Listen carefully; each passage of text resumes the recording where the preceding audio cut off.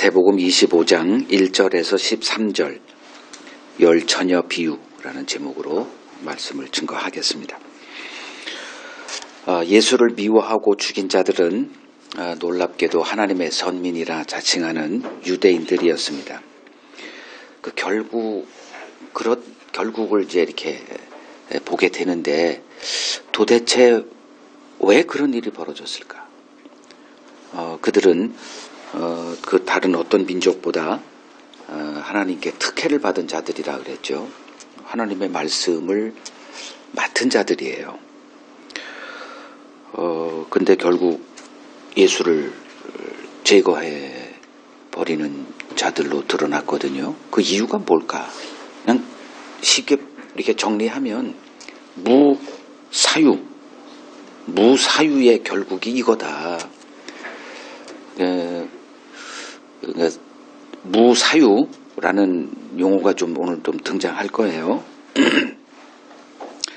흔히 이런 단어는 이제 철학자들의 공유물로 이렇게 보이지만, 왜 그들에게 이렇게 뺏깁니까?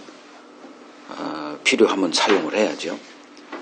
그러니까 사람들과 대화하다 보면 이 사람이 사유적 인간인지 소유적 인간인지가 그냥 드러나요.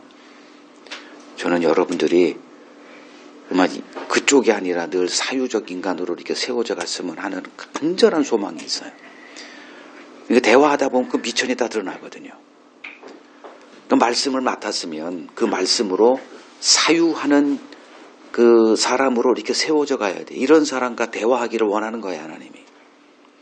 그냥 기능적으로 예수 믿었어. 그리고 교회에서 가르치는 몇 가지 그 일 해가지고, 이게 서기관과 바리새인들의 신앙이죠. 결국은 열심을 내세웠지만 망했어요. 이유는 뭐냐? 무사유 때문에 망한 거예요. 생각 좀 하고 삽시다. 대부분의 사람들이 생각할 줄 몰라요. 진짜 생각할 줄 몰라요. 그냥 말씀은 줄줄줄 통독하고 외우고 지식은 쏟아지죠. 사유의 결과물이 안 보여요. 이거 참 비극 중에 비극이라 저는 생각을 합니다. 그 유대인들이 하나님의 선민이라 자칭하는 유대인들, 세상에 빛이고 어둠에 있는 자들의 빛이다 그랬죠. 어리석은 자들의 스승이다. 오늘날 기독교인들 사고하고 똑같거든요. 그런데 그들이 예수를 미워하고 제거해버림으로 구원의 기회를 영구적으로 잃어버립니다. 이방인들은 오히려 이러한 유대인들의 음모를 제지하려는 모습을 보였습니다. 자, 이 사건을 좀 정리하면 성경을 맡았던 자들이 하나님을 대적하였으니 성경을 알지 못하는 이방인들이 구원받을 길이 있겠느냐라고 묻는 거예요. 이제 이후 예수님의 재림 때까지의 세대를 말세다 이렇게 부릅니다. 그래서 유대인들의 구원의 보증 수표와 같았던 예루살렘 성전을 무너뜨림으로써 이를 종말의 징조로 삼으십니다. 그래서 우리는 특혜를 받았던 유대인들이 왜 예수를 거부하고 구원의 기회를 상실했는지 우리 앞에 서 있는 그 반면 교사인 그 이스라엘의 실패 이유를 분명히 알고 있어야 됩니다. 답할 준비를 하고 있어야 돼요. 이제 우리 성탄 주일날 퀴즈 한다 그랬잖아요. 예상 문제입니다. 미리 공개했어요. 자, 이거에 대해서 우리가 몇 주간 반복 이렇게 살펴봤죠.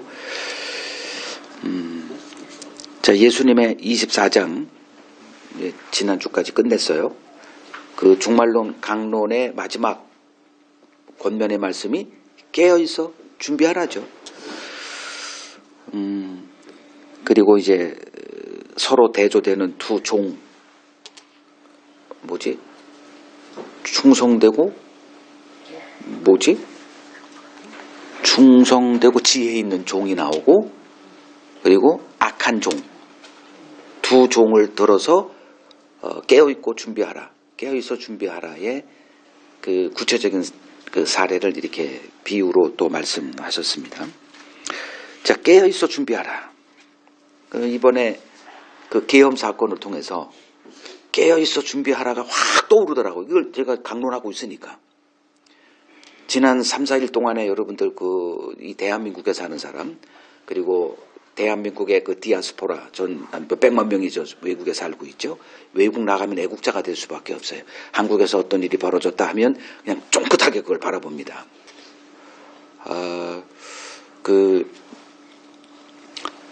갑자기 의도된 거죠. 밤에 대통령이 나와서 우작우작 뭔 얘기를 하더니만 뭐 저런 걸 얘기를 해. 그 결론은 비상계엄 이렇게 나오는 거예요. 뭐야 이거? 이제 아마 다들 깜짝 놀랐을 거예요. 그거 관심 많은 사람들은 이거 이해도 못 하겠지만. 근데 3시간 만에 이게 실패로 끝났단 말이에요.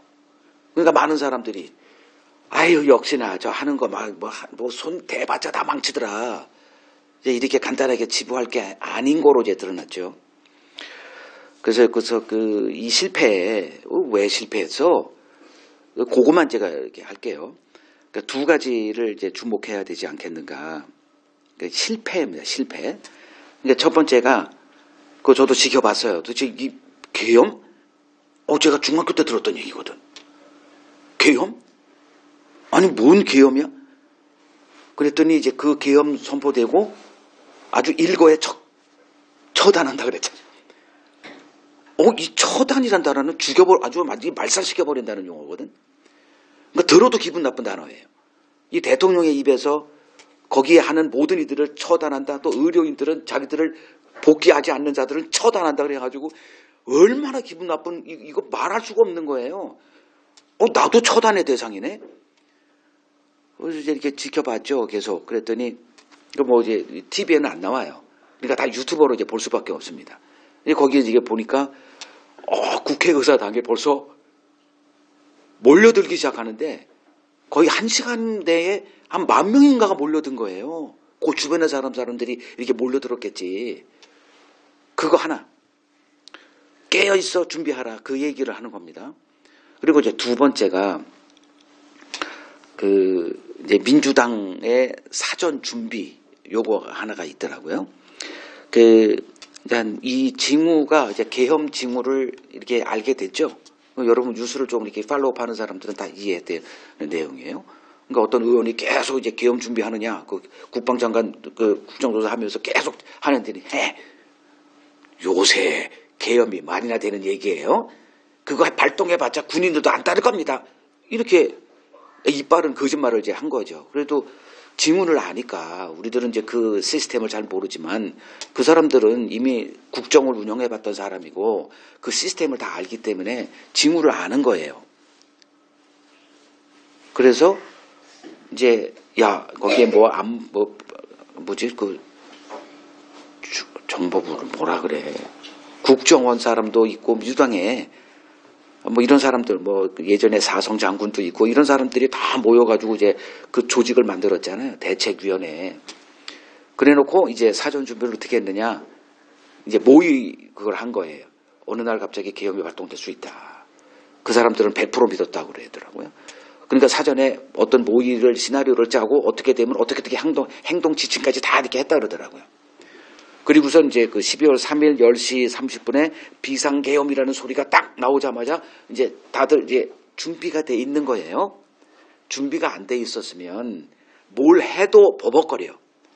그리고선 이재명 대표가 차 타고 오면서 다 모이세요라고 하는 그게 지시가 떨어지고 1시간 내에 한 민주당의 반 이상이 국회의사당으로 몰려든 거예요.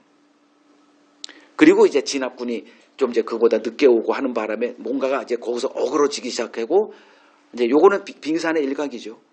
여러분들이 이제 다 추적해 봤을 테겠지만 무슨 선거관리위원회인가 거기를 또 이렇게 그거 하고 어떤 언론인 거기를 또 이렇게 군대를 보내고 다 이렇게 사전 작업이 다 돼 있어요. 일주일 전에 이게 오물 보내는 거기 북한의 어디를 0점 타격하라 지시까지 다 내려왔고 이미 2가지 다 그러니까 국지전도 준비했고 계엄도 준비했고 근데 거기에 민주당이 만약에 버벅거리고 그랬으면 이미 끝나버린 거예요. 그래서 그거를 이제 해제하는 거를 1시인가 그때 딱 새벽 1시에 그렇게 한 거죠. 깨어 있어 준비하라. 계속 지금 이거를 제가 하고 있었기 때문에 그걸 보면서 깨어 있어 준비하지 않았더라면, 그럼 깨어 있어가 뭐예요? 징후를 알았다는 게 깨어 있는 거예요. 그리고 준비했던 게 뭐예요? 알았기 때문에 사전 시나리오를 한 거예요. 이걸 우리들에게 그대로 적용해 보자는 거예요. 성경이 알려주는 거죠. 그래서 너희는 어둠에 있지 않는다. 이제 이게 깨어 있어. 이 소리입니다. 그래서 이들이 깨어 있어 준비하지 않았더라면 그들의 비상계엄은 너무나 쉽게 됐을 거예요. 근데 뭐 여러 가지 또 이유가 또 있지만 그럼 요 두 가지만 얘기할게요. 자, 앞으로 세 주간은 이제 마태복음 25장의 이제 종말론 세 비유를 공부하는 시간이 되겠습니다. 자, 세 비유의 공통점이 하나가 있는데 뭘까요?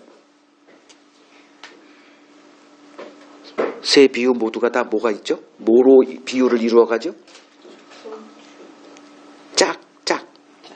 짝이 있어요. 짝이 등장할 때는 너무 쉬운 거예요.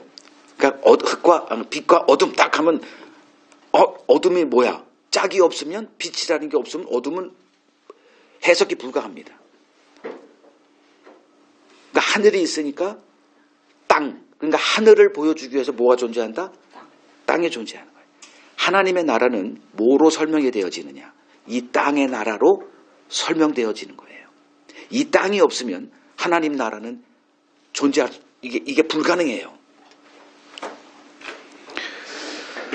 성경에 하나님께서 이제 성경은 다 뭐예요? 하늘의 것을 이 땅의 것으로 우리에게 설명하는 책이죠. 그래서 여전히 구약에도 짝이 많아요. 몇 가지 예를 들면 가인과 다 나오죠. 그냥 자동적으로 나와요. 그냥 가인만 가지고는 절대 가인이 규정이 안 돼요. 뭐가 등장해야 돼? 아벨이 등장해야 돼요. 그러니까 제사라고 하는 걸 두고 두 사람이 어떤 제사를 드리는데 이런 제사 저런 제사가 나오더라. 아주 명확합니다. 아브라함 하면 롯 짝이 딱 나와요.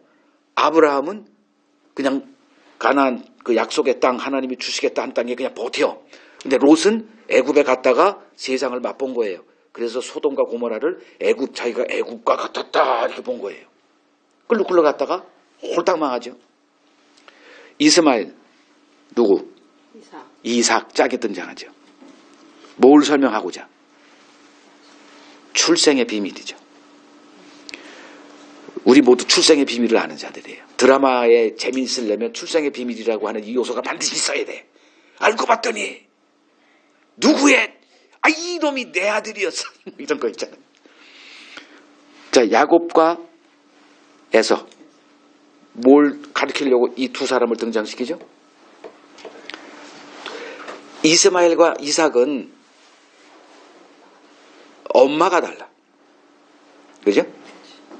근데 요게 좀 애매하지, 그래서. 근데 이 야곱과 에서는 엄마 똑같아, 아빠 똑같아. 그래서 뭘 얘기하는 거예요? 택함의 비밀이에요. 그 다음에 잠언을 보게 되면 아주 유별나게 그게 짝이 많이 등장해요. 지혜자와 미련한 자. 그러니까 그 잠언을 쭉 보게 되면 뭐가 지혜자고 어떤 게 미련하고 지혜자로서의 이 열망을 이렇게 촉발하는 책입니다. 그건. 근데 짝이 그렇게 등장해. 계속 그 짝이 계속 등장합니다. 자, 오늘 우리가 이제 살펴볼 앞으로 3주 동안에 이 세 비유 역시 짝이 등장하죠. 자, 열처녀예요. 그럼 열처녀가 뭐 짝이 있어요? 그 안에 또 짝이 있더라고. 슬기로운 5, 미련한 5. 그 다음에 달란트 또 짝이 등장하죠. 착하고 충성된 종 등장하고 악하고 게으른 종이 또 짝으로 등장을 해요. 그 다음에 세 번째 비유. 뭔 비유예요? 짝이 어떻게 나와요? 양과 염소. 양은 오른쪽에, 염소는 왼쪽에. 오른쪽은 의가 되는 거예요. 자, 겉만 보면 둘 다 하나님의 뜻을 알고 있는 신자처럼 보여요. 그러나 조금 더 들여다보면 차이가 확연하게 드러납니다. 그 중에 하나는 진짜고 하나는 짝퉁입니다. 자, 종말 시대에 이 땅에 존재할 지상교회 내에 참신자와 거짓신자, 알곡과 가라지가 존재하게 될 것이라는 것은 예수님이 이미 마태복음 13장의 가라지 비유를 통해서 언급을 하셨습니다. 그러면 참신자, 알곡, 이렇게 제가 규정을 할게요. 그 누구도 흉내낼 수 없는 하늘 유전인자가 심겨진 자들이에요. 그러니까 흉내를 내죠. 여러분 지금 뭐 성경 말씀 듣고 그러시니까 신자가 다 보여요. 딴 데 놀러 가지 않고 이렇게 교회 옵니다. 뭐 그렇게 할 것 같아. 뭐 열심히 내. 그 대표적인 자들이 서기관과 바리새인들이죠. 그러니까 누가 봐도 쟤들은 영순위, 천국 영순위 입주자로 보여져요. 근데 그 리트머스 시험지가 딱 등장한 거예요. 예수님이. 예수 앞에 딱 섰더니 그냥 색깔이 아니야 이건. 이게 우리가 말씀을 배우는 거예요.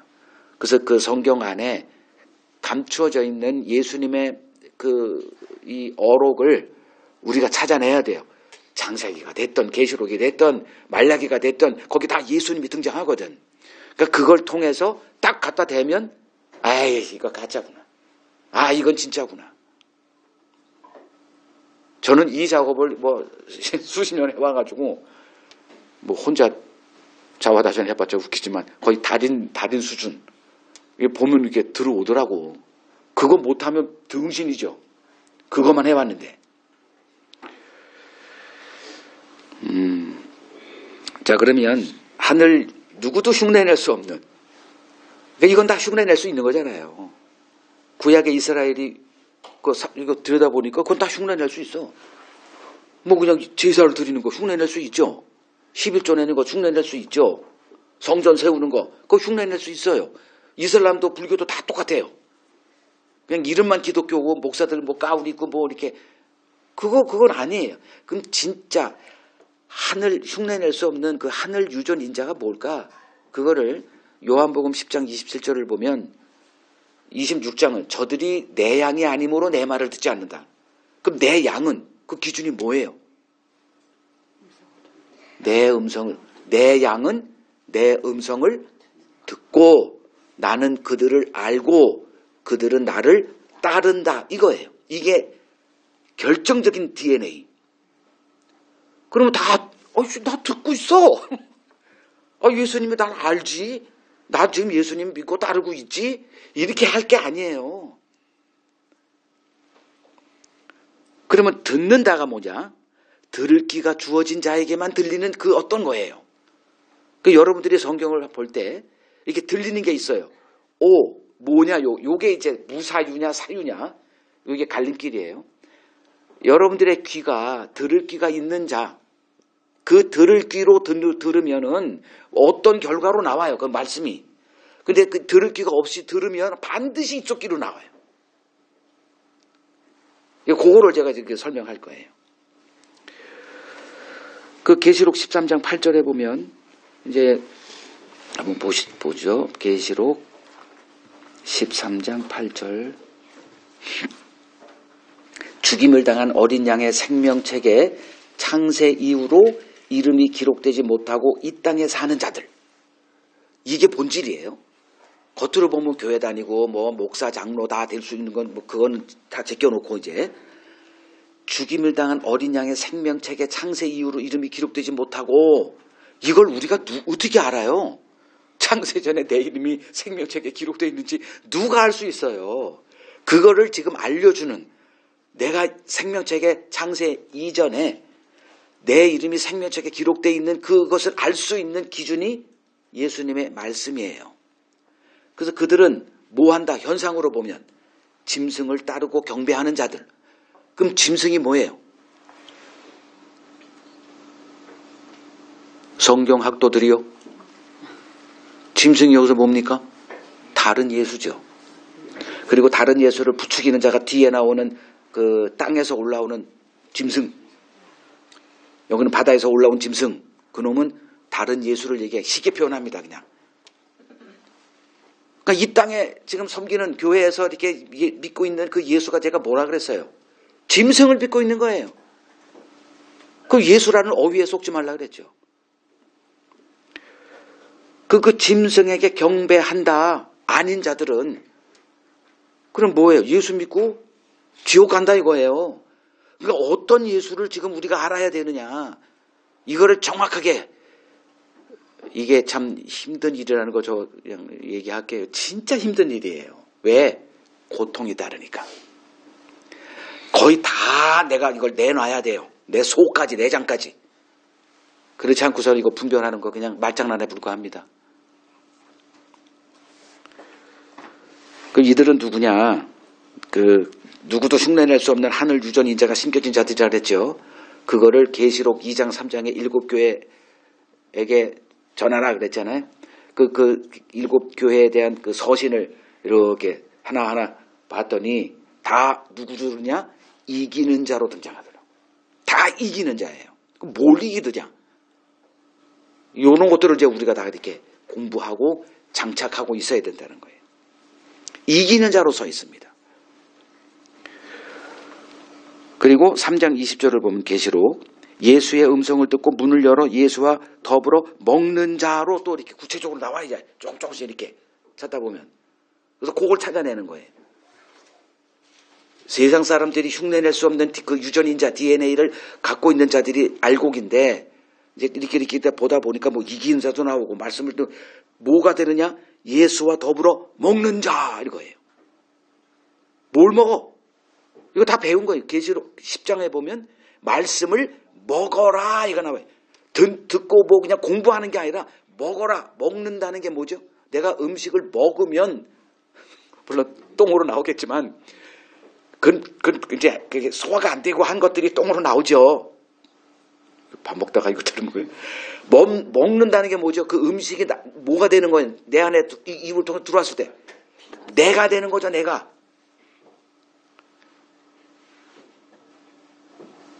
어떤 음식점에 갔더니 You are what you eat 이렇게 나오더라고. 너는 네가 먹는 거야 이렇게 나왔어. 그걸 딱 내가 사진 찍어놓은 거 있어요. 이거 시간 없으니까 안 보여주고 뭐 그냥 상상을 해보세요. 내가 말씀을 받는 것 그거를 소화해서 하는 게 나예요. 여러분들이 누구에게서 듣는 거 동물처럼 얘기하면 잘 먹으면 건강체가 되는 것처럼 내가 듣는 거 그래서 듣는 거 진짜 조심해야 돼요. 어떤 사람하고 괜히 그냥 이렇게 했다가 말 섞었다가는 항상 사상의 교류가 일어난다 그랬죠. 사상의 전이가 벌어지는 거예요. 그냥 아무나 얘기해서는 안 돼요. 빨리 판단해야 돼요. Shut up. 뭐하러 사깁니까? 나한테 독을 품고 있는데. 이게 듣고 분별할 줄 아는 사람이.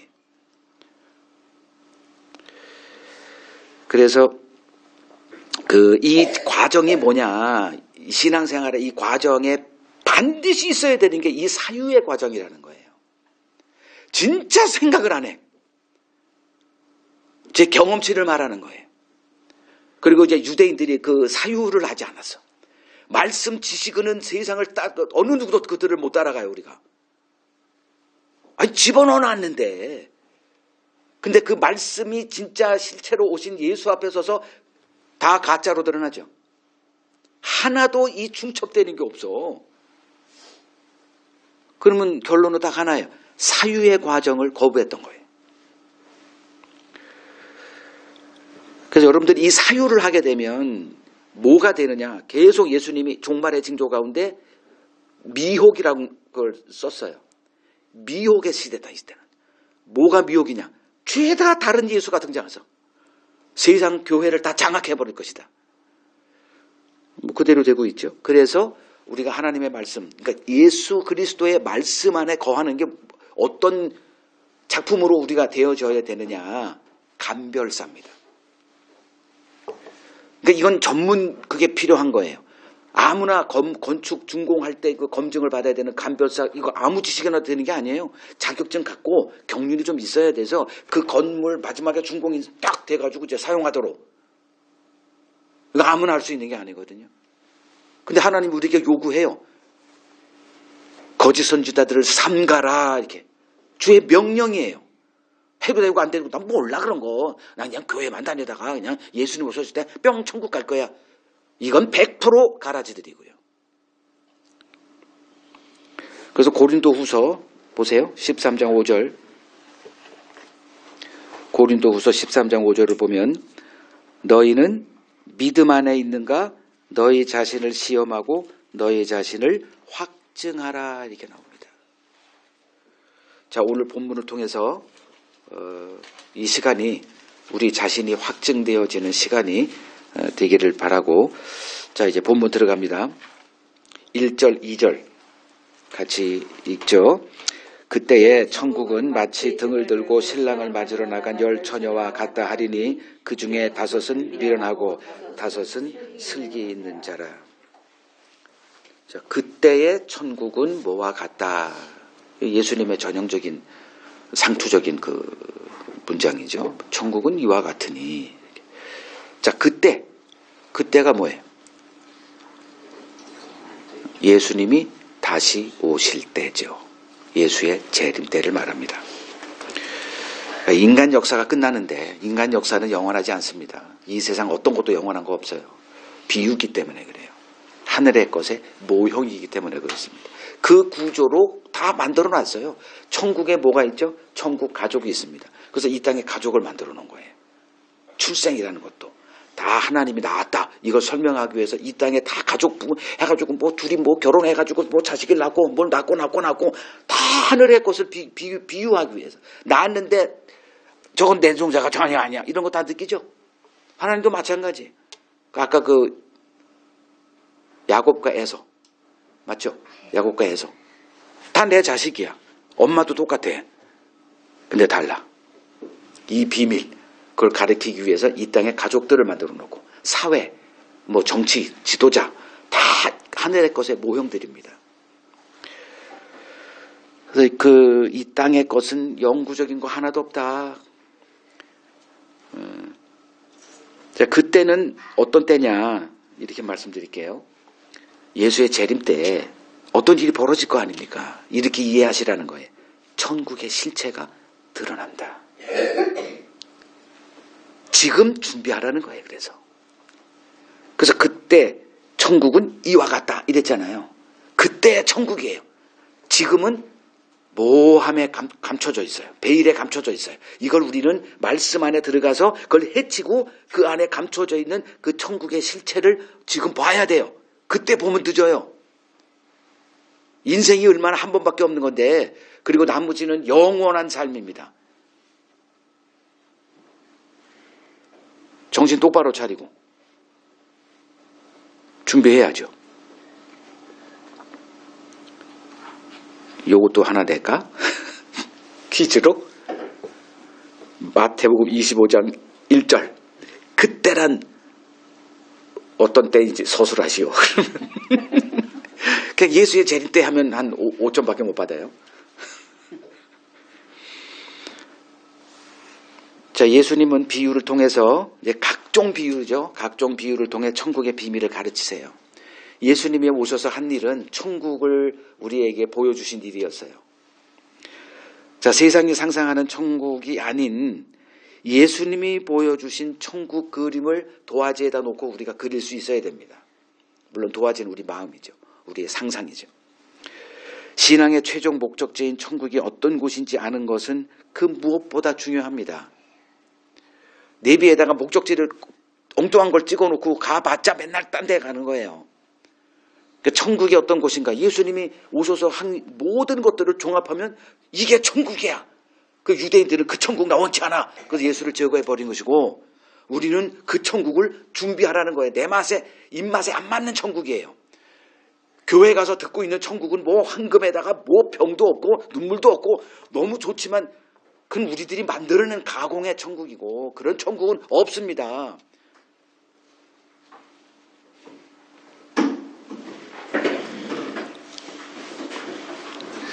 그래서 중요한 것은 열심과 방향 중에 뭐가 중요하다? 방향이 중요해요. 천천히 갑시다. 괜히 빨리 가가지고 방향 설정 잘못해가지고 그 시간 다시 돌아와서 그거 하려면 그거 불가능, 그거 못해요, 그거. 오늘 나오는 그 5 처녀가 그런 사람을 얘기해요. 자, 어느 사람이 이제 그 갖고 있는 신앙이 바른지 여부는 간단해요. 당신이 그리고 있는 천국이 어떤 그릇이 한번 조금만 얘기해 보세요. 그러면 한두 문장만 들으면 에이 가짜네. 이건 확실합니다. 제가. 천국은 등을 들고 신랑을 맞으러 나간 열 처녀와 같다고 말씀하십니다. 여기서 신랑은 예수를 뜻하죠. 천국은 등을 들고 신랑을 맞으러 나간 열 처녀와 같다는 거예요. 그럼 열 처녀는 뭘까? 이렇게 보시면 됩니다. 이 지상에 인간 역사 가운데 등장하게 될 모든 교회의 총량. 교회는 등을 들고 다시 오실 예수를 기다리는 자들이다. 정의는 간단해요. 교회 하면 등 들고 다시 오실 예수를 기다리는 자들이다. 자, 정리하시고요. 자, 등은 뭐가 전제가 돼야 돼요? 아니, 전제. 어둠이죠, 어둠. 어둠을 상정했기 때문에 등을 준비하는 거예요. 후라시를 등등하든, 스마트폰 이렇게 등을 이렇게 켜든 이렇게 있죠. 자, 이 세상은, 성경이 말하는 이 세상은 하나님의 일을 분별하지 못하는 어둠이다. 이렇게 얘기를 해요. 그래서 하나님의 뭘 해도 알아듣지는 못해요. 그래서 신자는 어둠인 세상에서 나와 예수의 빛의 세계에 거하는 자들이다. 그걸 베드로전서 2장 9절에 아주 명확하게 얘기했죠. 베드로전서 2장 9절을 보면 너희는 택하신 족속이요 왕 같은 제사장들이요 거룩한 나라. 이거는 이제 출애굽기 19장에 출애굽한 이스라엘과 언약을 맺을 때 그들을 이렇게 규정했던 그 내용이 다시 교회에 그대로 적용되는 거고요. 이는 너희를 어두운 데서 불러내어 어둠에서 불러내어 그의 기이한 빛 그리스도의 기이한 빛에 들어가게 하신 이 아름다운 복을 선포하게 하려 합니다. 이게 결과물이고 과정은 어둠에서 나와서 그리스도의 빛에 들어가게 하는 이 작업이 지금 우리들의 이 성경 공부가 됐던 묵상이 됐던 하는 과정이라는 거예요. 자, 그럼 예수님은 교회를 등을 들고 신랑을 맞으러 나간 열 처녀로 이렇게 하죠. 자, 두 가지죠. 등을 들고 교회는 세상의 빛이신 예수를 증거하는 자들이다. 이렇게 개념을 잡으면 돼요. 그냥 예수를 무조건 기다리는 게 아니에요. 등을 들고 해요. 등을 들고. 그럼 등을 들고라는 것은 내가 뭐라 그랬어요? 이 땅에 살면서 그 빛으로 오신 예수님이 나는 세상의 빛이라 이랬잖아요. 누구든지 나를 따르는 자는 어둠에 거하지 않고 이렇게 생명의 빛에 거하리라 그랬거든.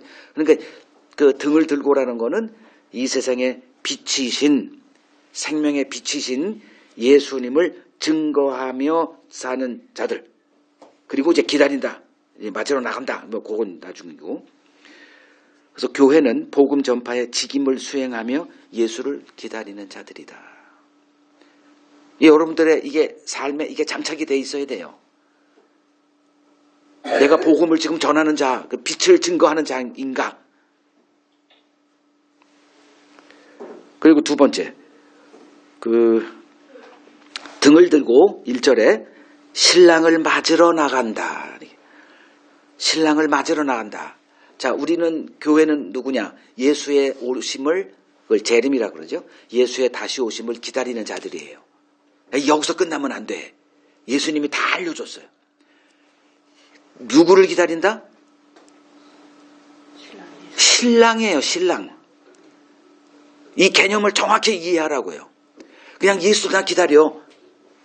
여기서 머물렀다간 그냥 큰 거 다칩니다. 신랑을 기다리는. 그러면 나는 뭐요? 신부죠. 그럼 신부 준비 이렇게 되면 쉽지. 근데 예수를 기다린다 하면 이게 애매해요. 근데 신랑을 기다리는 내가 신부라면 뭘 준비해야 돼? 신랑이 기뻐하는 자로 나를 준비하면 되는 거죠. 음란하면 안 되고 딴 남자 이렇게 자꾸 눈에 들어오는 남자 있잖아요. 살다 보면. 여러분 결혼하고 나서 아이씨 이거 큰일 났네. 이거 물을 수도 없고. 그죠? 더 예쁜 여자 더 마음이 그냥 이렇게 애교도 부리고 요 사람도 다 그러잖아요. 눈길 가고. 눈이 그냥 가지 않아도 돼. 눈이 가 이렇게. 이수환 씨 안 그래? 여기 이렇게 아름다운 최고의 비녀가 있는데도 어떻게 그거 다 만족하나 또? 아무리 맛있는 음식도 두 번 이상 못 먹잖아. 그 눈이 가죠? 안 가나 봐? 눈은 가는데 마음은 안 가. 네 눈이 있는 곳에 마음이 있다. 자, 대단해. 눈은 가는데 마음은 안 간대. 괴물이야. 자, 그러면 신랑 예수를 기다리는 자들이에요. 그래서 교회는 고린도후서 11장 2절 3절을 보면 그리스도의 신부다 이렇게 얘기합니다. 신부와 신랑의 관계의 본질이 뭐죠? 요새 젊은 애들은 그냥 신랑 잘 맞으면 그냥 대박 재벌 아들 만나가지고 다 계산적인 어떤 이런 거지만 이게 무사유적인 사람들의 전형적인 모습이에요. 그러면 좀 사유를 했다 하는 사람은 신랑과 신부의 즉 부부의 본질이 뭐예요? 사랑이죠, 사랑. 그 사랑을 배워야 돼요. 우리는 그냥 나 사랑해 이런 감정적인 그냥 말초적인 그거 말고 그 어린 아이에서 이걸 벗어나는 길은 하나밖에 없어요. 사유라고 하는 이 과정을 거칠 수밖에 없어요. 진짜 어렵습니다. 이 사유는. 교회 다니고 뭐 새벽기도 하고 철야기도 하고 전도하고 선교사로 헌신하고 이건 개나 소나 다 할 수 있어요. 근데 이 사유는 안 돼. 이게 그만큼 어려운 게 사유예요. 그만큼 제가 만나본 사람들 중에 이걸 지금 보거든요. 뭐 성경 지식 뭘 했다 업적 개나 소나 주라 그러죠. 사유한 사람인가? 그래서 제가 이렇게 얘기했죠. 그 제 음목마을 거기에 무지는 죄가 아니지만 무지성과 무사유는 진짜 죄다. 요 근래에 우리가 그 무지성과 무사유의 그 결정체들을 지금 보고 다들 아마 그냥 속상해하고 있을 거예요.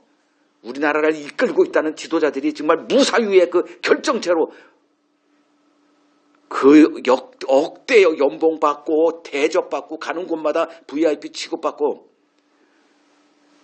그 짐승들이죠. 깨닫지 못하는 자는 짐승과 같다 성경에 얘기했잖아요. 이 무사유자들 우리 눈으로 지금 똑똑히 보고 있죠. 자, 신랑과 신부의 관계 사랑입니다. 사랑.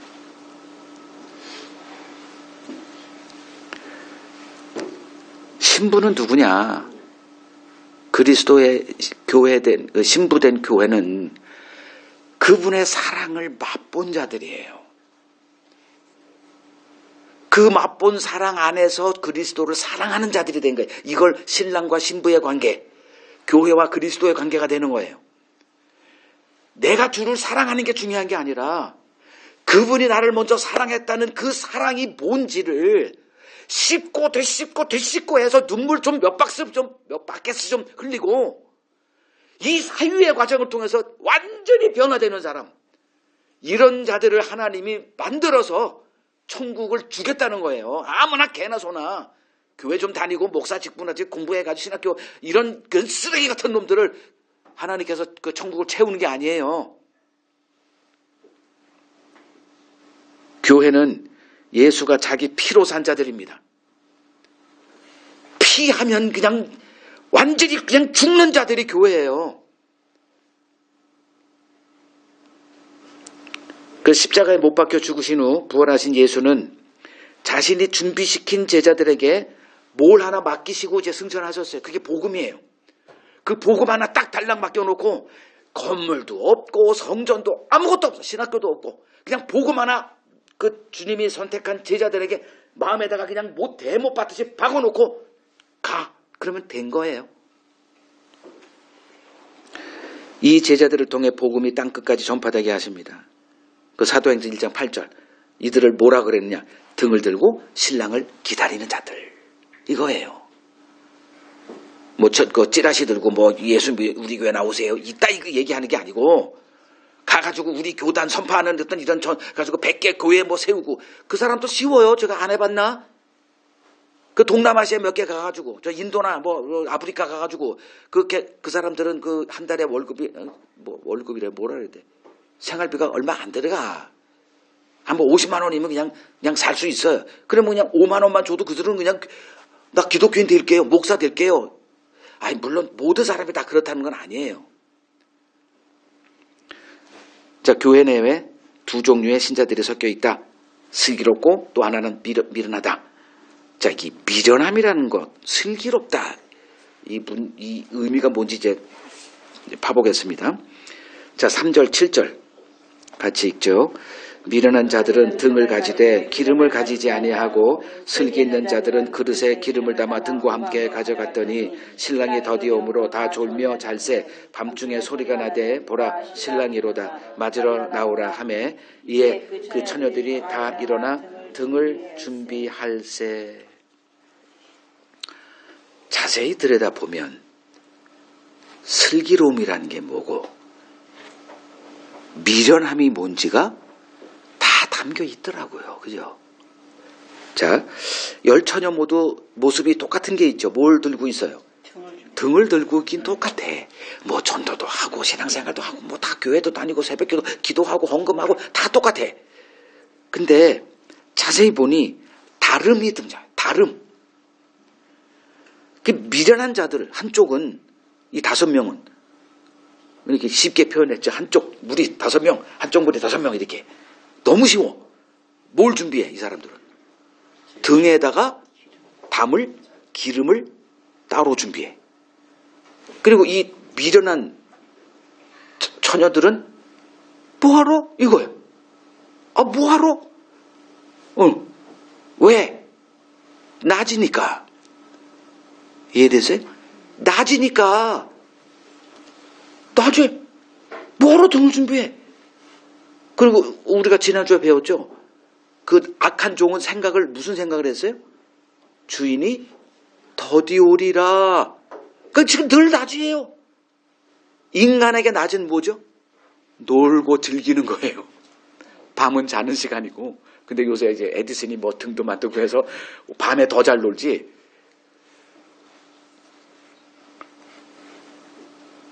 자, 신랑 맞으러 나갔던 처녀들 아주 잘 설명해놨어요. 이거 들여다보면 신랑이 더디오자, 자, 더디옴이라고 하는 주제가 나와요.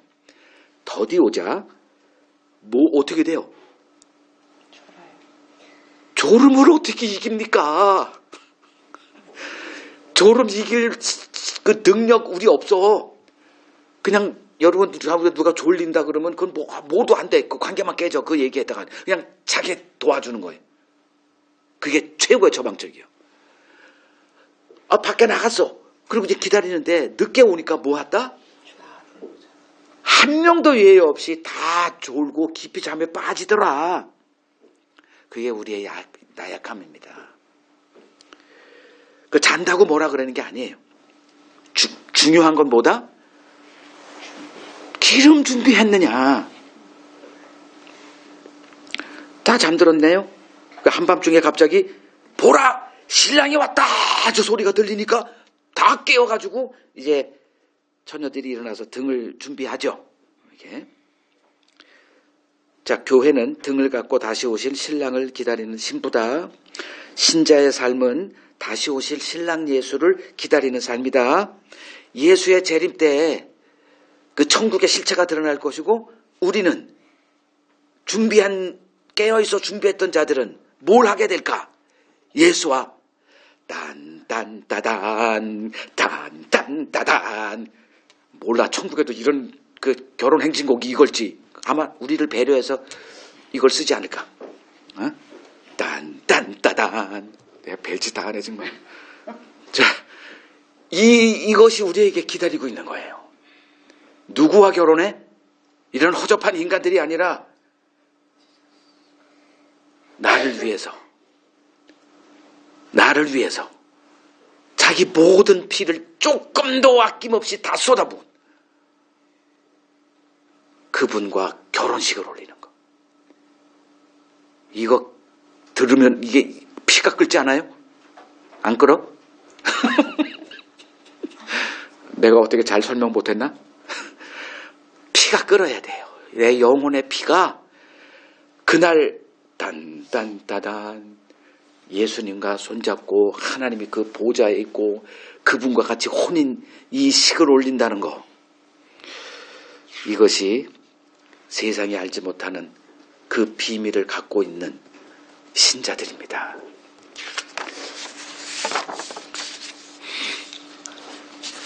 제가 하나를 구절을 보겠습니다. 마태복음 7장 21절. 마태복음 7장 21절, 23절, 21절, 23절. 나더러 주여 주여 하는 자마다 다 천국에 들어갈 것이 아니요 다만 하늘에 계신 내 아버지 뜻대로 행하는 자라야 들어가리라. 그날에, 여기서 그때 그날에 똑같죠? 많은 사람이 나더러 이르되, 그러니까 많은 사람들이 예수 믿고 그거 했다는 거예요. 주여 주여 우리가 주의 이름으로 선지자 노릇하고 주의 이름으로 귀신을 쫓아내고 주의 이름으로 많은 권능을 행하지 아니하였나니까 예수님이 그 마지막 때에 벌어질 일을 아주 명확하게 얘기해놨어요. 그날 뭔 일이 벌어지지? 이걸 모르는 사람은 모르죠. 근데 이게 뭔 의미인지를 이렇게 상상을 통해서 이렇게 그림을 그린 사람은 이런 일이 벌어지겠구나 다 알고 있는 거예요. 그러면 그때에 내가 그들에게 밝히 말하되 내가 너희를 도무지 알지 못해. 즉 그들이 하는 이 모든 것들을 하나도 예수님은 모른다는 거예요. 근데 우리는 이 준비하고 있거든. 다 하나님 앞에 자기가 이런 일을 행한 거 이거 사곡 쌓아놓고 있거든. 교회를 몇 개 세웠고 내가 그 젊은 시절에 어떻게 해서 헌금을 내가 총량이 얼마나 되고 다 이런 것들이에요.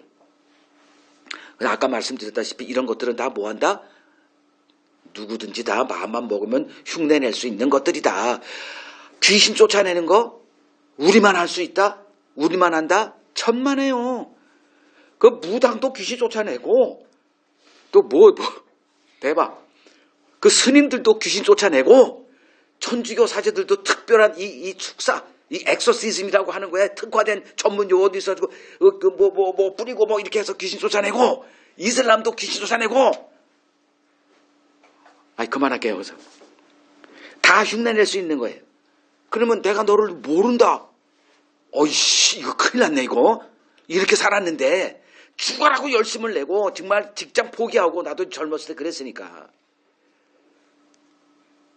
근데 난 너 모른대. 뭐죠? 그러면 지금 이 열처녀 비유에서 우리가 파악해내야 되는 게 있어요. 놓쳐서는 안 되는 거. 이 5명은 결과적으로 이렇게 보면 나 너 모른다가 또 나옵니다. 여기서 또 나 모른다야. 그러니까 내가 주님을 안다는 건 다 뻥이야 뻥. 주님이 나를 안다는 게 무슨 뜻인가를 아는 게 중요하다 그랬죠. 그러면 이 사람들이 이 말 잘 보세요. 이걸 내세우는 이 의도가 뭘까요? 내가 이거 했습니다. 이거 했습니다. 빨리 답을 해봐. 이 뭐예요 의도가? 거기에 대한 보상이죠. 이런 놈들은 예수님이 몰라요. 자, 쉽게 표현할게요. 예수의 제자들, 예수의 핏부림이 부러져 성령을 통해서 그게 예수의 십자가가 그냥 예수님이 그냥 비참하게 죽어서 우리 꿈이 다 사라진 거라고 다 도망갔는데 성령이 임하자 그 예수님의 십자가에서 흘린 피가 나를 영원히 죄에서 속죄하고 영원한 정죄하면서 해방시키는 일이었다는 걸 깨닫고 나서 어떤 사람으로 변화됐어요? 곧 분수령이죠. 성령 받기 전에 예수를 따랐던 이유. 더 큰 자가 돼서. 그러니 중성경쟁, 별난정쟁, 그냥 더 기이하게 아주 그냥 우리 한국교회나 가면 그런 사람 많아요. 도대체 어떻게 저 정도로 이렇게 열심히 대단하냐? 와, 헌금을 해도 보통 내는 게 아니네? 이런 사람들. 그거 왜 낼까? 물론 내고 안 내고가 아니라 동기죠, 동기. 그리고 성령 받고 나서 이 제자들이 어떤 사람으로 변했어요? 계산이 없어져. 잘 들으세요. 계산하는 자와 생각하는데 그 생각, 예를 들면 어떤 일이 벌어졌어. 그럼 그 벌어진 일 가운데 누구든 생각하잖아요. 그럼 여기서 두 갈래 생각이 있어요. 하나는 이거 어떻게 해야 되지? 이 계엄이 선포해가지고 난리 쳐가지고 3시간 만에 끝나버렸네. 거기 있는 사람들 뭘 생각할까요? 뭐 장관이 됐든 사령관이 됐든 군인이 됐든 정치인 수천 명이 지금 다 연루돼 있어. 뭔 생각을 해요? 우리가 지금 3일 동안 봤어요. 그들의 생각은 뭔 생각이에요? 이 계산이 생각이에요? 이걸 생각이라고 하지 않지. 그건 계산이 계산. 나 어떻게 먹고 살지? 나 큰일 났네. 그 어떤 놈은 또 커밍해가지고 양심 고백을 해. 이 사기꾼들이. 그 생각의 결과물이 다 나타나는 거예요 지금. 죽게 생겼네. 그거 어떻게 하지? 약국지 좀 벌리고 그냥 개엄천해가지고 싹 쳐내버리고 그냥 영구 짓고 않았겠다.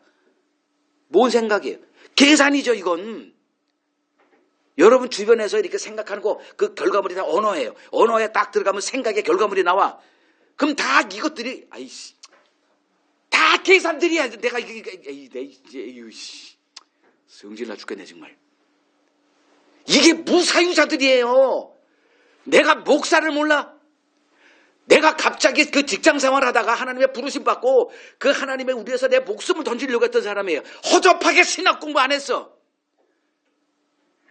그리고 그 목사들 길하고 전 세계 돌아다니면서 총회장, 학장, 지랄 같은 놈들 다 만났어요. 만나서 대화하다 보니까 다 계산하고 있더라고요. 내가 어떻게 이렇게 섬겨가지고 이렇게 교회 세우고 이렇게 헌신해가지고 천국 가면 무슨 보상을 받을까? 내가 사도행전에서 발견한 이 사도들의 모습에 이런 생각은 없습니다. 오로지 그냥 주님 말씀하면 내 여기 있습니다. 이거밖에 없는데 온통 생각 계산만 하고 있는 놈들이 교회를 채우고. 난 목소리 높여서 미안합니다. 이걸 그냥 흔히 얘기하는 기복주의잖아요. 기복주의가 뭐예요? 무사유의 결정체.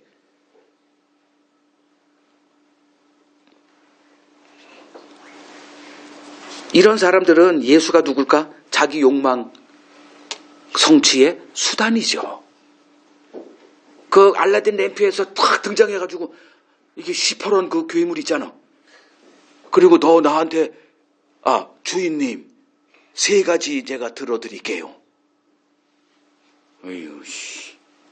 하나님을 이런 우상으로 섬기고 있잖아요. 죽으라고 기도해라 그러면 그냥 뭔 기도합니까?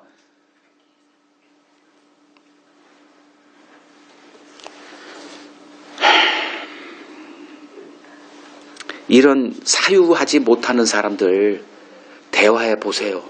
지옥도 그런 지옥 없습니다. 미치겠어요 정말. 근데도 인간관계는 해야 되니까 들어줘요. 듣다가 내 모든 이게 그냥 에너지가 다 빠져버려. 그런데 이들과 전혀 다른 신자들이 또 이 사람들이 기괴한 괴물들이 등장을 해요. 성령 받은 자들이에요. 우리가 선악과를 먹었을 때 벌어진 일, 영이 떠난 거예요. 그래서 창세기 6장에 보면 내가 더 이상 너희들과 함께하지 않겠다. 그 남은 기간은 120년이다. 그 120년 동안 노아가 이제 그 준비하죠. 세상 끝나버리죠. 영을 받은 자들, 영을 받게 되면 뭐가 되느냐? 예수가 하신 일을 보게 돼요. 내가 뭘 해서 예수 덕분에 뭘 뜯어먹겠다는 생각이 다른 거로 바뀌어요. 예수가 뭘 했지? 이걸 예수를 아는 거예요. 알무로 바뀌어요. 행함에서 이 3명, 이 사람들이 와가지고 내가 주의 이름으로 뭘 하고 이 쓰레기 같은 사고방식이 이해타산적인 계산적인 사고방식에서 성령을 받고 났더니 예수가 뭘 했지?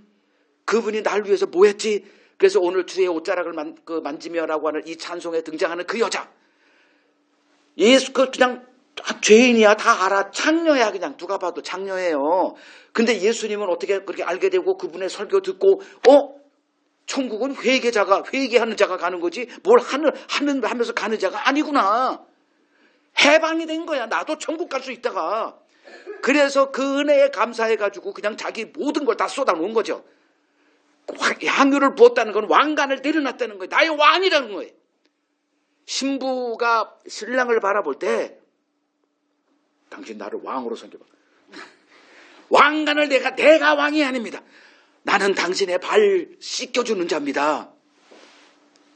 이해 신자예요. 갈라디아서 봅시다. 갈라디아서 3장 1절에서 3절.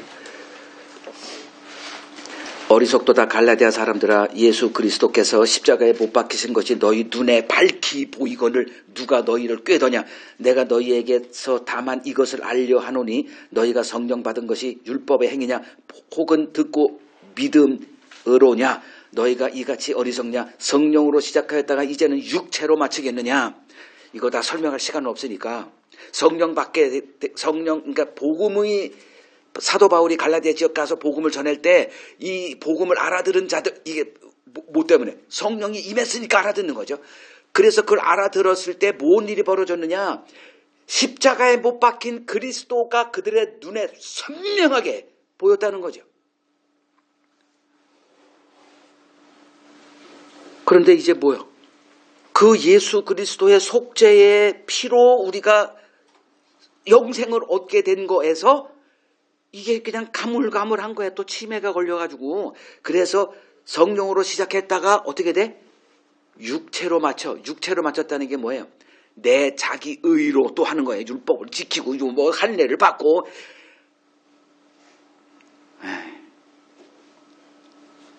이걸 음란한 자들이다. 신랑 예수를 기다려야 되는데 또 변질되죠. 세상이 너무 좋아. 그 예수를 향한 그 뜨거운 첫사랑이 다 없어지고.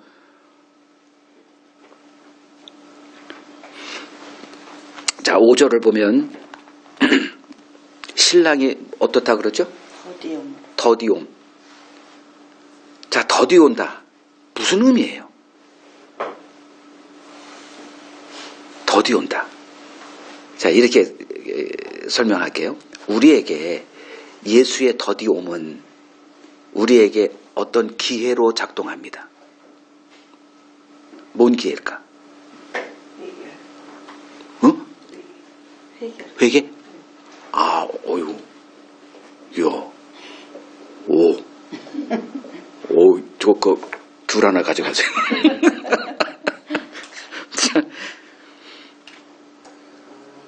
베드로후서 3장 9절 보세요. 주의 약속은 어떤 이들이 더디다고 생각하는 것 같이 더딘 것이 아니라 오직 주께서는 너희를 대하여 오래 참으사 아무도 멸망하지 아니하고 다 회개하기에 이르기를 원하신다. 자, 더디함, 예수님의 더디옴 하나는 뭐다? 그분이 더디오지 않았으면 우리 회개할 기회 놓쳐요. 참는 거예요. 또 하나, 이제 회개한 사람들의 나머지 인생. 예수님의 더디옴은 뭐죠? 우리가 등을 들고 이 기회가 주어진다는 거죠. 그러니까 예수님이 빨리 오셨으면 좋아. 그게 빌립보서에서 사도 바울이 고백한 거예요. 빨리 죽어서 예수님 곁에 가기를 원해요. 그러나 내가 있는 게 너희에게 유익이다 그랬죠. 왜냐하면 계시를 받은 자가 된 거거든. 제가 여러분들에게 다른 게 뭐가 유익이 되겠어요. 하나님이 저한테 깨닫게 하시는 이 결과물을 여러분들에게 나눠줌으로써 여러분들이 저를 통해서 유익을 얻는 거죠.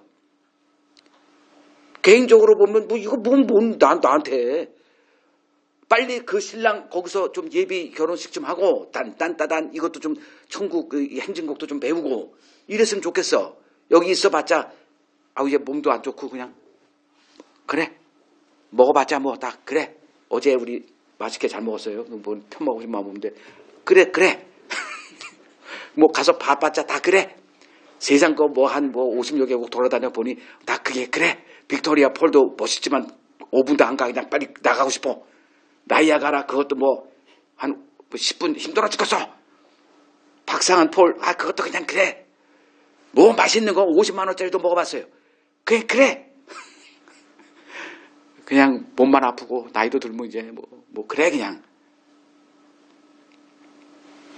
예수님이 더디 오심은 아이고 왜 이렇게 늦게 와. 이렇게 할 게 아니에요. 거기에는 다 하나님의 숨겨진 의도가 담겨 있는 거예요. 알아야 뭘 제대로 하지. 그러니까 종말 시대는 신랑 대신 예수님이 더디 오시는 기간이다. 알자 이거죠. 자, 이제 기름에 대해서 얘기합니다.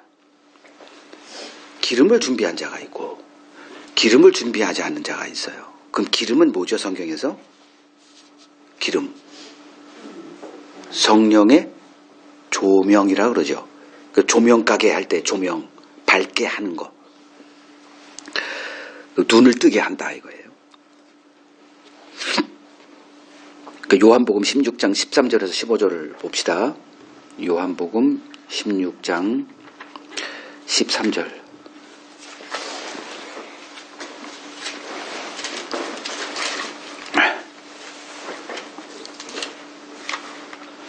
그러나 진리의 성령이 오시면 그냥 성령 하지 말고 진리, 이걸 뭐라 그러냐면 그 성령, 진리 같은 걸 이렇게 표현해요. 성경을 쭉 보시다 보면 같은 대꾸가 이렇게 반복 대꾸가 이렇게 되는 게 있는데 그 같은 건데 그걸 따로따로 해석했다면 큰일 납니다.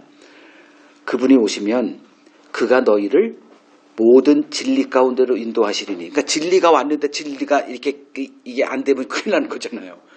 엉뚱한 거 뭐 방언을 한다든가 환상 그거 다 가짜들이에요. 다 속이는 거예요. 나를 갖다 완전히 세월 낭비하게 만드는 주범이 그거예요. 그러니까 그가 스스로 말하지 않고 오직 들은 것을 말하며 누구한테 들었어? 예수에게 들은 거. 다른 얘기를 했다? 그럼 그 분별의 기준은 뭐다? 이게 예수의 그걸로 나를 이끄냐? 아니냐? 이거 악령이구나. 그건 퇴치해버리면 되는 거고. 아까 뭐 방어 받아가지고 이렇게 뭐 이게 습관이 된 사람들이 있어요. 많은 사람들이 그 지금 알고 이제 그 중단하고 있지만 그거 한번 나오고 나도 나와요. 해볼까? 그러니까 그런 것들은 밀어내면 되는 거예요. 그건 들러붙어 있는 더러운 게 붙어 있지만 그건 밀어내면 안 쓰면 되는 거고. 그가 내 영광을 나타내니 내 것을 가지고 너희에게 알리시겠습니다. 무릇 아버지께 있는 것은 다 내 것이라. 그러므로 내가 말하기를 그가 내 것을 가지고 너희에게 알리시리라. 분별할 수 있는 기준 대충 알겠죠? 그 예수의 말씀에 그냥 침착하는 거예요. 그거 방법밖에 없어요. 다른 거 없어요. 그러면 예수 말씀을 기억하고 뭐 이렇게 그 안에 거하고 그 방법을 뭐라 그랬어요? 묵상이라 그랬지. 묵상, 되새김. 그러니까 소가 여물을 먹고 속에다가 했다가 다시 우르르 해가지고 여기다 계속 이렇게 씹는 거예요. 그건 저는 아주 그렇게 특화된 사람이에요. 하나님 말씀을 집어넣어요. 어딘가에 있지. 장기 메모리 거기에 들어가. 그러면 이제 램, 그 임시 고기로 이렇게 한국말로 뭐라 그래? 램. 이걸로 싹 끄집어내서 또 이렇게 하고 또 집어넣어. 장기 어딘가에 있어. 몰라. 그러면 또 여기다 딱 끄집어내가지고 이렇게 해요. 계속 말씀이 뭐 운전을 할 때든 누구와 대화하는데 쓰잘데없는 그러면 그냥 혼자서 그냥 말하게 하고 나는 그냥 그거 생각합니다. 이렇게. 그 말씀 안에 거할 때 종말 시대의 세상이잖아요. 그 미혹을 이기고 예수님이 맡기신 일을 행하는 삶이 가능해져요. 그게 등을 들고 해요.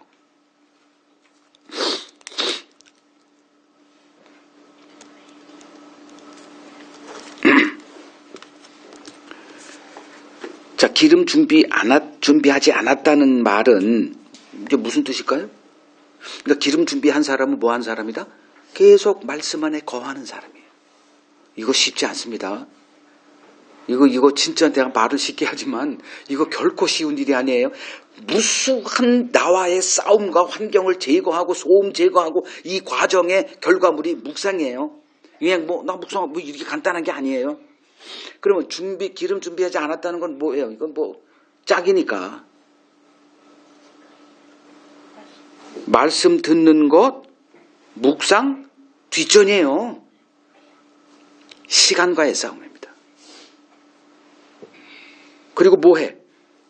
지금 눈앞에 현실만 바라보고 세상 사람들 사는 그 길을 걸어가는 거, 요게 기름 준비하지 않은 거예요. 그래서 그 24장 끝에 두 종류의 종 나왔잖아요. 악한 종은 뭐 했어? 48절, 24장 48절. 악한 종이 마음에 생각하기를 주인이 더디오리라. 지 혼자 생각한 거예요. 그러니까 주인이 더디 왔잖아요. 근데 그 더디 오심을 지가 자기에게 유리하게 계산했다는 거 아니에요. 그리고 뭐 한 거예요? 49절. 동료들을 때렸다. 그 동료가 뭐예요? 같은 말씀을 맡은 자들을 밀어낸 거예요. 왜냐하면 걔하고 같이 있으면 그냥 같이 말씀 보자, 뭐 하자, 뭐 이렇게 나오니까 밀어내고 뭐 했어? 다른 놈들을 친구 삼았어. 술 친구들. 더불어 뭐해? 먹고 마시는. 먹고 마신다? 이 먹고 마시는 게 세상에 넘쳐나잖아요. 정말 우리 육체를 즐겁게 할 수 있는 것들이 정말 너무 많아.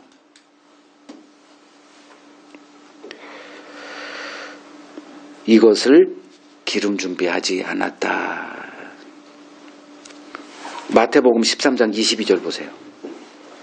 마태복음 13장 22절을 보면 가시떨기에 뿌려졌다는 것은 말씀은 들으나 세상 염려, 재물의 유혹에 말씀이 막혀 결실하지 못한다. 말씀이 내 안에서 내 마음을 사로잡아서 복종하게 해서 그러면 내가 내려놔야죠.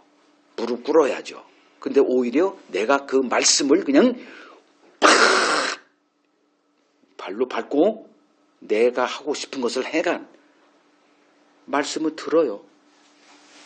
교회 다니고 얘 뭐 하고 뭐 하고 뭐 다 해. 신학도 공부하고 목사 되고 다. 근데 마음이 안 되는 걸 어떡해. 그래서 이건 흉내낼 수 없는 하늘의 DNA가 유전인자가 있는 자들이다.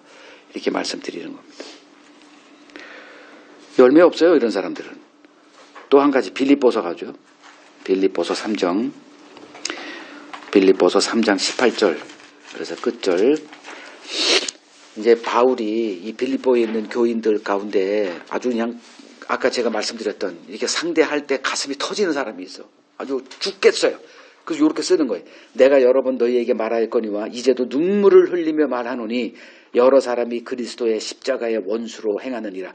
그들의 마침은 멸망이요 그들의 신은 배요 그 영광은 그들의 부끄러움에 있고 땅의 일을 생각하는 자들.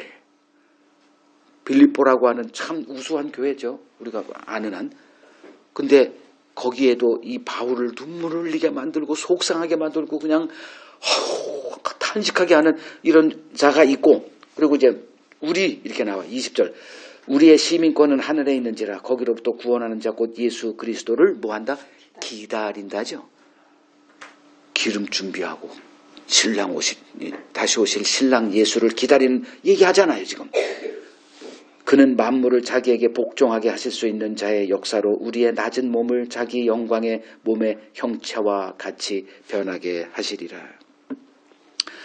땅의 일에 푹 빠져가지고 세월 낭비하는 자가 있고 깨어 준비하는 이런 자가 있고, 있는 자는 더 풍성하게 되고 없는 자는 있는 것까지 싹 뺏겨버립니다. 내가 지금 어느 이 선순환으로 가는지 악순환으로 가는지 한번 확인해 보라는 거예요. 아까 제가 서론에 그랬잖아요. 지금 이 시간이 여러분들을 확증하는 시간이 되기를 바란다고. 자, 6절에서 10절 읽습니다. 미련한 자들이 슬기 있는 자들에게 이르되 우리 등불이 꺼져가니 너희 기름을 좀 나눠 달라 하거늘 슬기 있는 자들이 대답하여 이르되 우리와 너희가 쓰기에 다 부족할까 하노니 차라리 파는 자들에게 가서 너희 쓸 것을 사라 하니 그들이 사러 간 사이에 신랑이 오므로 준비하였던 자들은 함께 혼인잔치에 들어가고 문은 닫히니라. 자, 신랑이 왔다는 음성을 듣고 이제 각 잠에서 깨잖아요. 그리고 신랑 맞으러 나갑니다.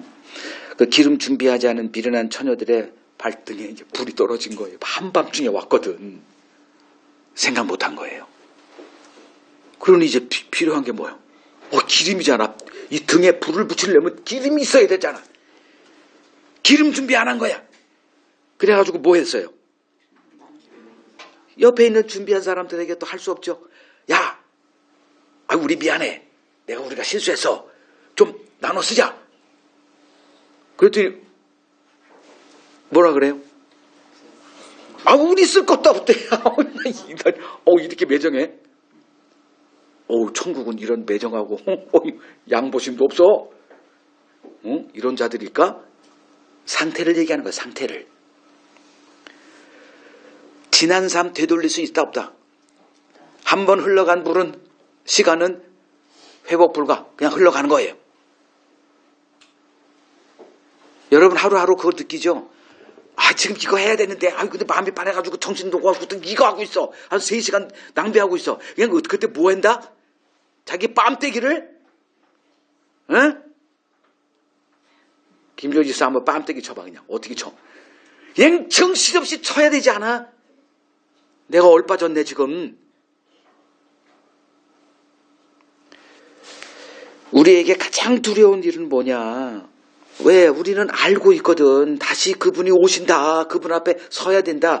그러면 이러한 것을 전제로 해서 우리에게 가장 두려운 일이 뭐냐? 세월 낭비하는 겁니다.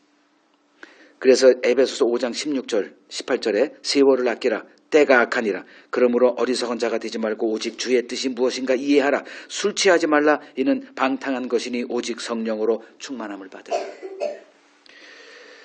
자, 이 미련한 처녀들은 누구냐? 세월 낭비한 사람들이에요. 그래서 급히 기름을 구하러 나간 후에 이제 다시 기름 어떻게 다시 이제 잘못했습니다. 이제 다시 뭐 하겠습니다. 근데 그게 되나? 신랑이 도착해요. 그 기름 준비한 처녀들과 함께 혼인잔치에 들어가고 문은 어떻게 된다? 열어둔다, 닫힌다. 닫혀버려. 이게 한 번 물 흐르면 주워 담지 못하죠. 이게 세월이라는 거예요. 아무렇게나 살 수 없죠. 11절, 13절 읽겠습니다. 그 후에 남은 처녀들이 와서 이르되 주여 주여 우리에게 열어주소서. 대답하여 이르되 진실로 너희에게 이르노니 내가 너희를 알지 못하노라 하였느니라. 그런즉 깨어있으라. 너희는 그날과 그때를 알지 못하느니라. 결론이 뭐죠? 13절. 깨어 있어야 될 이유, 시간은 너희들의 소관이 아니기 때문에. 우리는 내 시간을 내가 주장할 수 있으리라 생각해요. 내일 살아있을 거예요. 그건 우리 생각이지. 오늘 저녁에 난 반드시 살아있어가지고 뭘 할 거야. 우리 생각이에요. 근데 주님은 뭐라 그래요? 이 어리석은 자야. 오늘 밤에 내가 네 영혼 뺏어갈게.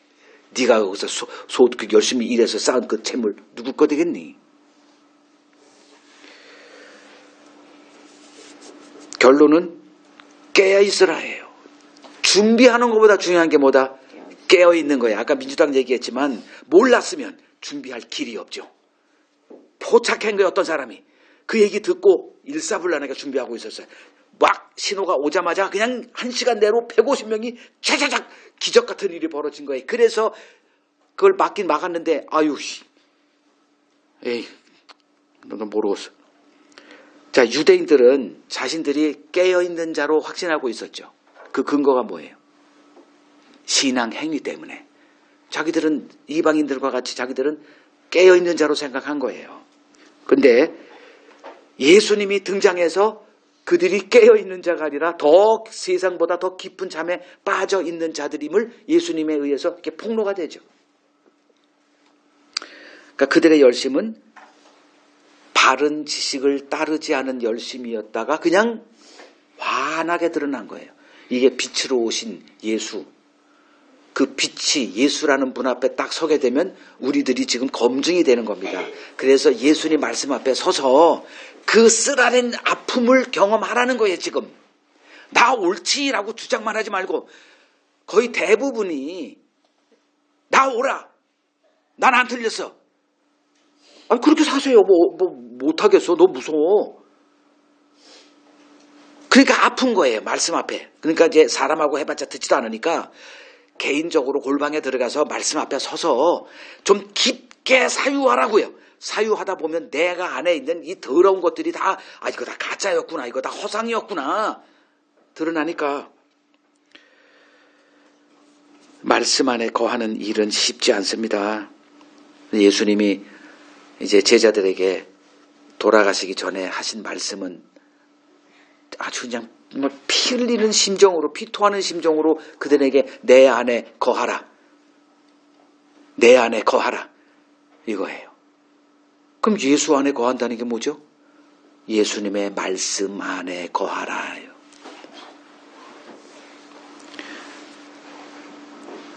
이 미련한 5 처녀들 그 말씀 안에 거하는 것보다는 뭔가 다른 것에 마음이 뺏겨 있었다. 이제 다 드러난 거죠. 그들을 향해 예수께서 난 너희를 알지 못해. 나 예수님 기다렸는데. 천만에요. 그때는 이런 말이 통하지가 않아요. 지금이야 뭐 재기하고 3기하고 뭐 기회가 주어진다고 하죠. 그때는 없습니다. 예수를 안다는 게 뭔 뜻일까? 이건 필요하죠. 예수님이 나를 안다. 그럼 내가 예수를 안다. 다 안다고 그러는데 예수를 안다는 게 뭘까? 예수의 말씀을 이해한다는 거예요. 그래서 제가 지금까지 계속 한 5, 6번 쓴 그 사유적 신자로 거듭나라는 거예요. 이 사유를 하지 않으면 결과는 그냥 피상적인 어떤 그런 지식으로 그냥 이렇게 하다가 끝나버릴 거예요. 삶 변화되는 거는 기대도 되지 않습니다. 기름 준비하며 기다리는 것이 중요합니다. 그래서 말씀 안에 거하는 일을 우리가 소홀히 할 수가 없는 이유입니다. 마리아 예수님 자기 동네 베다니로 오니까 예수님과 제자들을 초대해서 식사 대접을 준비하죠. 엄청 분배합니다. 왜? 엄청 먹는 사람들이요. 12 제자에다가 예수님 또 그 나머지 사람들이 항상 따라다녔으니까 그걸 초대하려면 엄청난 돈이 필요해요. 근데 준비했고 준비하는데 일손이 부족해 죽겠어. 근데 동생을 딱 봤더니 어디 있어? 예수 발치에 앉아서 예수 말씀 듣고 있는 거예요. 자, 예수 말씀 거한다는 게 희생이 따로 안 따로? 대가 지불한 거예요. 내가 누나 뻔히 알죠. 인간인데 지금 내 일손 필요한 거 뻔히 아는데 내 언니한테 밉상이 돼도 이 기회 안 놓칠 거야 해서 예수 발치에 앉아가지고 그냥 눈 이렇게 떠가지고 이렇게 듣고 있어. 아이나 달러? 이런 이 싸가지가 있나? 그러니까 자기 도와주지 않는 이 마리아보다 누가 더 미워? 그걸 허용해주고 즐기고 있는 예수가 더 미워. 야, 뭐 하고 있어요 지금? 나 지금 이렇게 바빠준 거 몰라요? 예수님 한눈에 다 보는 분이. 좀 가서 좀 언니 도와줘 이렇게 하죠. 그때 예수님이 뭐라 그래? 이렇게 썼어. 네가 마르다를 향해서 네가 많은 일로 염려하고 근심하나 몇 가지만 하든지 혹은 한 가지만이라도 족하니라. 마리아는 이 좋은 편을 택하였으니 빼앗기지 않을 거야. 여기에 예수님의 많은 의미가 담겨 있어요. 내가 먹으러 온 줄 아냐? 내가 식탐이나 구하는 자인 줄 아냐? 난 맛집 리스트가 없는 사람이야. 내 양식은 나를 이 땅에 보내신 이의 일을 이루며 온전히 이루는 이게 내 양식이야. 지금 그 말씀을 전하는 게 내 양식인데 그걸 먹고 있는 애가 있어. 이게 내 양식이야. 이런 것들이 다 포함된 얘기예요. 하나님은 자기 아들을 죽이심으로까지 이 말씀을 우리에게 주고 있는데 마르다같이 다른 일에 분주하다? 정신 차리십시오. 깨어 준비하는 슬기로운 5 처녀로 사시길 간절히 소망합니다.